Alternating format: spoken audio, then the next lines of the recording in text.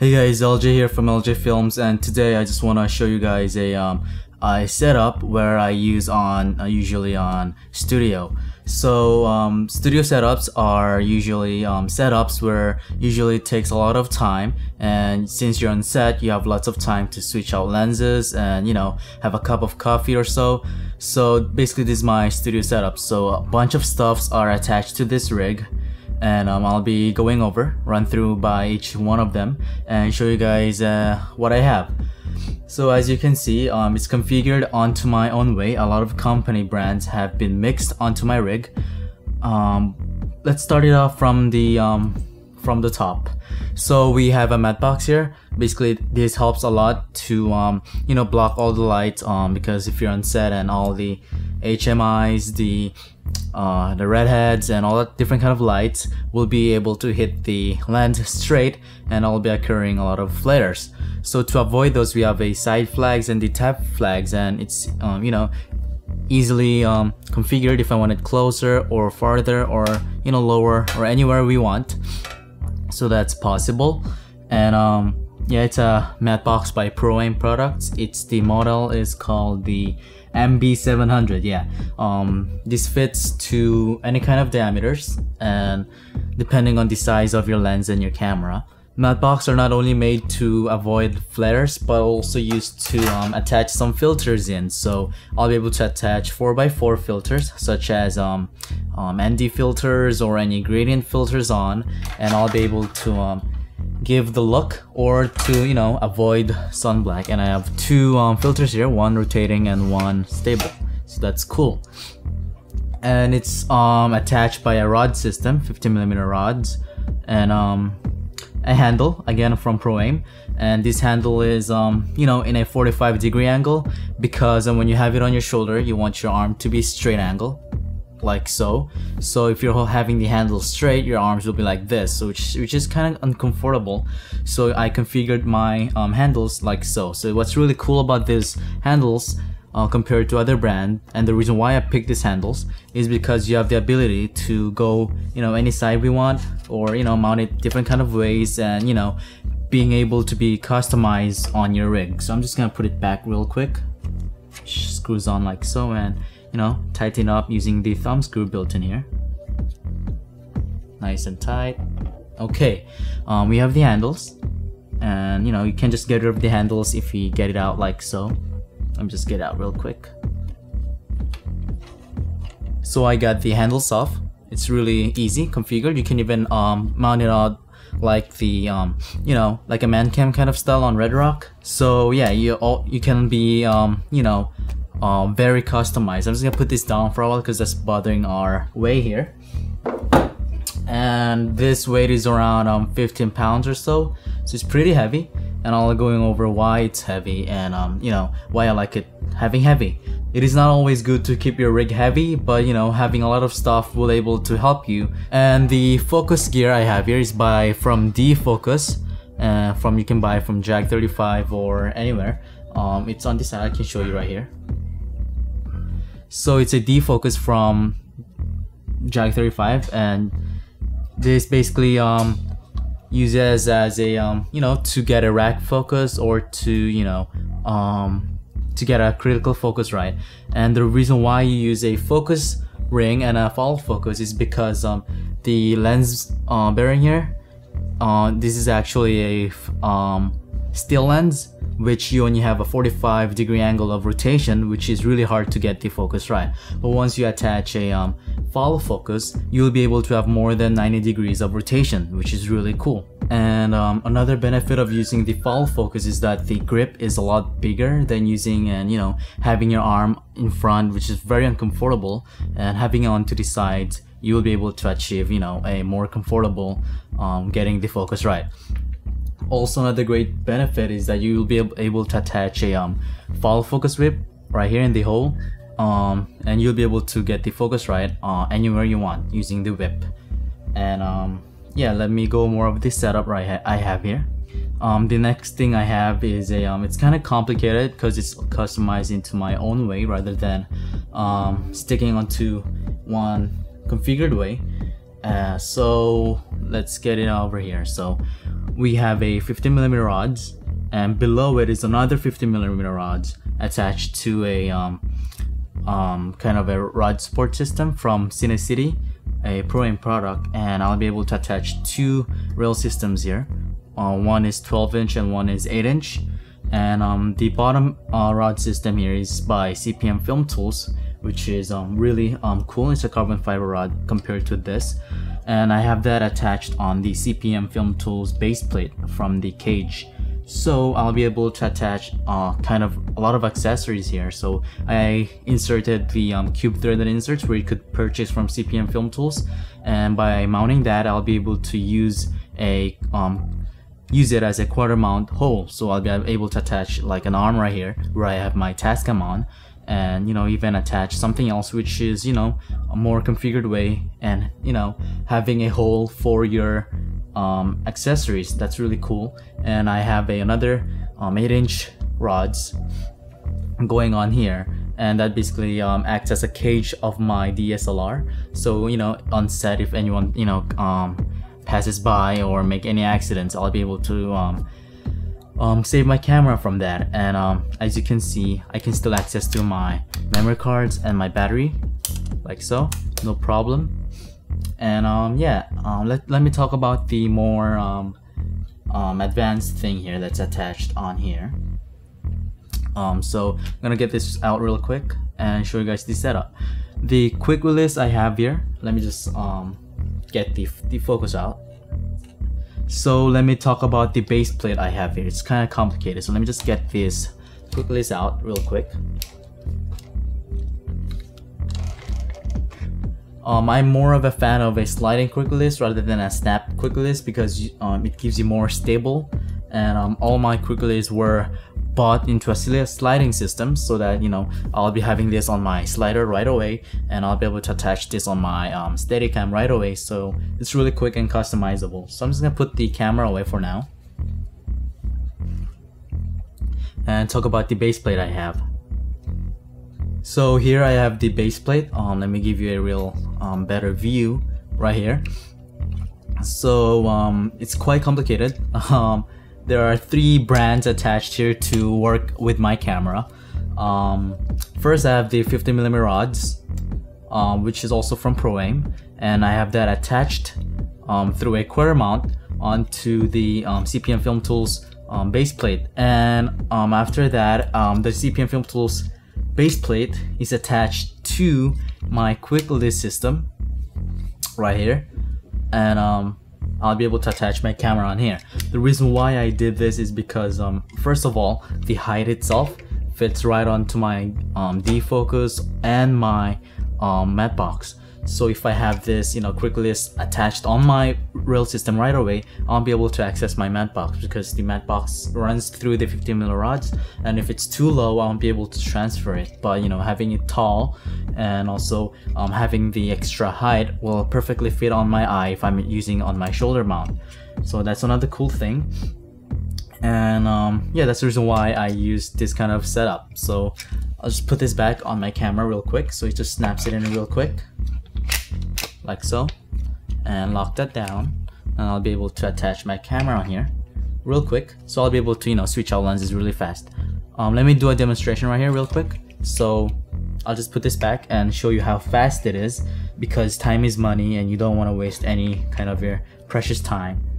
Okay, I locked the base plate down onto my 50mm rod, and let's try to switch out lenses. So I'm gonna put back the follow focus real quick, and you can time it up if you want to, and how quick it is. Okay, so let's just say we started our shoot, and we're done shooting with the mastering shot with my 24mm lens. So I'm gonna call my assistant to prepare maybe 85mm and time it out. Okay, so I got my 85mm lens prepared here, and I'll show you guys how fast it is to switch out lenses, and if I have to. Let's get it started. So first of all, I'm gonna attach my DFocus right here, and release my quick release. Was that correct? Release my quick release. Anyways, get my lens out, which is really quick to do, like so. And first of all, I'll have my assistant ready with the lens open, and switch out lenses like so, cover the sensor, and all that kind of stuff, the basics. And I have the lens attached with the defocus gear, and my assistant can prepare with other lens with their focus ring, because I only have 2 focus gears. And I have that on, put my defocus back on its place,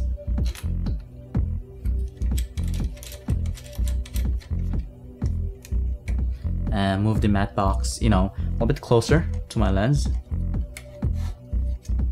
and we're just done. That's simply it. My focus system works well, and yeah, we're good to go. Okay, so let me talk about more about the Mattebox I have here. The Mattebox comes with a lot of I don't know what you call this, a backlight avoider, that's how you call it, and they also give you a step-up ring for your Mattebox. The reason why they give you this is because you only not avoid flares from the top or the front, but you will be able to also avoid light that's coming out from the back. So some kind of expensive Mattebox comes with a kind of a cover, but this does not. But you have this one where you could use to attach this on your Mattebox, and basically depending on your diameter of your lens, you'll be able to block the light that's coming in and from the back. So that's a really cool thing. So we have to find which is the right size. So I'm just gonna get my Mattebox real quick, which is really easy thing to do, and I'm gonna find my the exact size of the diameter of my lens. Will this fit? It's kind of too small. You don't want to have any vignetting around, and I think this size will fit exactly. So this fits perfectly, so I'm gonna put this right on my lens and attach back my Mattebox and lock it down, and that's basically it. Simple as it sounds, like so. I find this way a little bit faster to work with rather than inserting this in. The proper way to do this is actually by unscrewing this, which is at the back. But this takes time to switch stuff, so I just do that. But you can do the proper way. So I'm gonna put this in on here and lock it down like so, which is really simple thing to do. But again, you need to save time on the set. So I lock that down like so, nice and tight, and I'll be attaching the Mattebox on here and insert this in until it blocks all the light. Perfect. As you can see in the front, it's blocking, it's fully covered, so there's no any hole that will disturb my lens. There's also other way to do this. Again, they give you step-up ring. They will ask you what kind of diameter you need and for your Mattebox, but I chose 77 because that's the biggest diameter I have among all the lenses. So I stuck on that so that I can compensate using other kind of step-up rings. So the lens I have here is a 85-1/8, which is a 58mm diameter on the circle. So what I'm going to do is just put this back real quick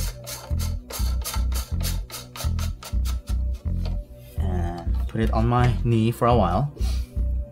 And they give you this. They may ask what kind of diameter you want, but if I'm going to get 58, that won't fit my 77. But if I'm gonna get 77, I'll be still able to compensate using the other step-up rings. So the step-up ring I have is a 58 to 77, which fits directly here, and this converts this to 77. So I'm gonna put this on to my lens. Actually, I don't do this, my assistant does this for me, but I have to show you guys what I'm doing.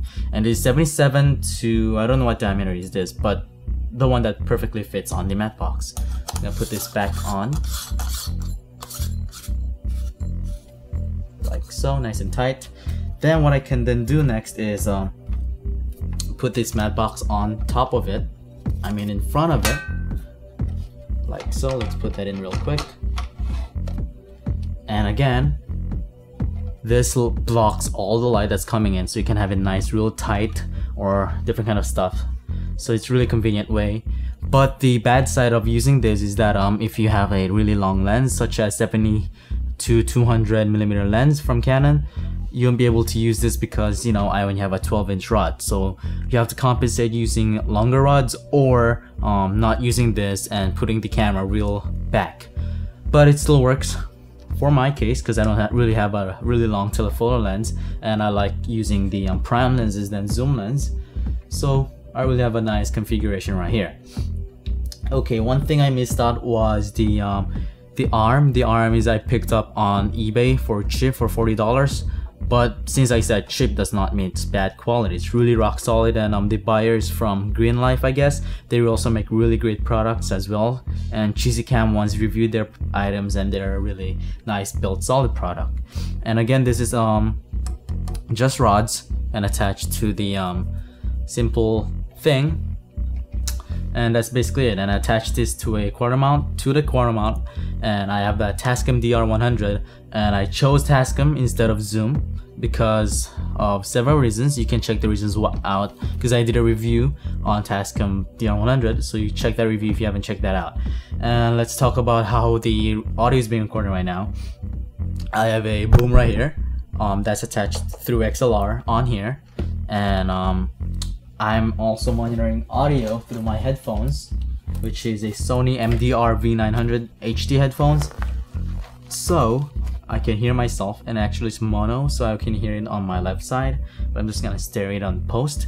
What's really cool about Tascam is that they give you 3 holes where you could, you know, line in and line out and monitor. So I'll be still able to send out audio without using splitter.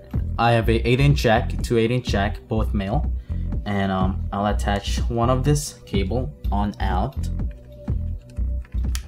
and I'll attach this onto my camera. What's really cool about using this system is that I'll be able to still record audio through the Tascam. At the same time, I'll still send the audio through my camera, which means I have a backup audio through my camera, and, you know, have a big reference audio when syncing the sound in post. So that's really cool. And another cool feature, this tripod is a Daiwa Broadcast 47. I work with a lot of Manfrotto heads and Miller heads, but I found this head really for cheap, and this does not you know, get a lot of weight such as, you know, RED cameras or, you know, the super 35mm cameras, but this really supports, you know, the weight I have. This supports until 12 pounds, I guess. But, you know, still I can abuse it and still give you the fluid motion I can get out of this head. This head really works like a Vision Blue head. I tried that out once, and, you know, this gives me still same motion. The pan itself is so fluid, and the price is quite expensive for the weight capacity. But even Vision Head goes around $1,000 or so. But this one is cheaper. But this one has the still fluidness that you can find on the higher market tripods. Okay, what else can we talk about? And yeah, let's talk about more about the shoulder thing, which everything's excited about. So I'm gonna have my handles back. Sorry about that. As you can see, the handle is offset to the left a little bit. The reason that is because if I'm gonna have my rig on the right side, I'm gonna have my hands like here, which is really uncomfortable when holding the rig. So if I have it offset to the left, I'll be able to center my arms onto my body. So I'm gonna put this back on my rig. Just really quick thing to do, just 50mm rods would work, you know, make it nice and tight, so that, you know, if you don't tighten these thumb screws really hard enough, you're gonna end up, you know, falling your rig and, you know, breaking your rig, and, you know, it's just a lot of money. Don't want to spend a lot of money. That's nice and tight. And I have a shoulder mount here. Oh, this is way too heavy. I have the counterweight around 5 pounds at the back. This actually comes with 1 counterweight, but I ordered 2 because I know that my rig is gonna be way too heavy. So I have the shoulder pad. It's like the Zacuto shoulder pad, but it's actually from Proaim. And I have the tap handle from CPM Filmtools again, and I'll be able, I attached it here because that was the center balance of the whole rig. So by carrying this, we're able to balance the camera. And the reason why I I also have a second rod support here. It's because this will perfectly fit on my eye. If I'm going to put my shoulder rig on the first rod, which is right here, this will, will be very uncomfortable, and I've seen lots of people when holding their rig, they're like that. This is very, uncomfortable and stabilized. So having the, second rod support, I'll be able to attach it on here, and that's perfectly, the right height. I do actually have a Z bracket, but if I attach a Z bracket, it's way too high. So this perfectly fits, and I might, just keep the Z bracket and use it in some other kind of points if I need to. So I'm gonna put this back on the second rod. Screws in real quick and nice and tight. Lock it down. Okay. Actually, I'm abusing the tripod, so my tripod can handle the weight because it's way too heavy. It's like around 20 pounds or so. So what I'm going to do is, rather than abusing my tripod, I'm just gonna get it out and put it on my shoulders real quick. So I have it on my shoulder right now. Feels really comfortable because the counterbalance is well balanced, and it's right on my eye. I don't have to put my neck real out or real back yet, so it just fits in right here onto my eye. And because the handles are on the 45-degree angle, as you can see, my hands are straight, and since it's off to the left, it's center of my body, and using the the center of gravity. I have lots of contacts here. I have the 1, 2, 3, 4 points of contact of my body, which keep me really fluid. And the reason why I have my Tascam on the right side and attaching it onto the arm, so I can still monitor and see the audio, which is really quick thing, because if you have the Tascam on here, it's really hard to see. So yeah, that's another cool thing. Since I have the top handles, I can easily get it out and put this back on my tripod. Like so, and lock it down, and just gonna get the shoulder pad off because it can't handle the weight. I got it out, so that's basically it. Just gonna get the headphones out, and yeah, that was basically it. It was not a ENG style or any kind of a run and gunning kind of style. If I'm doing run and gunning, I keep it simple. I don't have the flags on because that's giving a lot of weight. And I'm not a big fan of a shoulder guy, but instead of a handheld like a man cam, and that gives me more stable than the shoulder. I don't know why, but still having the shoulder option maybe give me more time to work it. I can shoot for several hours or so. So that's the reason why I use it on a shoulder. But if I'm using a man cam, I'll just take the LCDVF off, like so, and have my LCD pop out. And using the handles, I'll have it like a man cam kind of style, which is really helpful. I tried different kind of configuration, but man cam and those kind of handled cage style works the best for me. So yeah, having the defocus and all that stuff, which is really helpful. And maybe another video I'll do a another breakdown of a what you call that, a easy run and gunning kind of style, using just the thing I have, rather than buying other kind of rigs from Zacuto or Red Rock. So the Mattebox, as you can see, it's really helpful. DFocus, really nice solid product for its price. You can't really find anything better than this. There are also like from Icon or like cheap on eBay, but DFocus, I recommend it. So yeah, the quick list is from Giottos, MH621. There's also a big small brother, which is MH622, I guess. It's also a snap-on, but I suggest the slide-on because slide will give you the best stable, and it's more sturdier. Tascam, I prefer this product as well over Zoom, but if you want 4-channel recording or USB recording, go with Zoom H4n. That's also a great nice product. And the microphone I have is a NTG boom tube through a mic stand, and some LED lighting and some tungsten lighting on the sides for the key light. So that is basically it. Thank you guys for this long video, and it's not all about having this quite of stuff, but having this option will definitely help me. Having the Mattebox saved me from a lot of lens flares and that kind of stuff. Having the defocus was able to get everything in critical focus, and having the recorder was able to get great audio sounds. So if you have any questions, you know, feel free to email me or go to my Vimeo or YouTube or my website and, you know, leave a comment.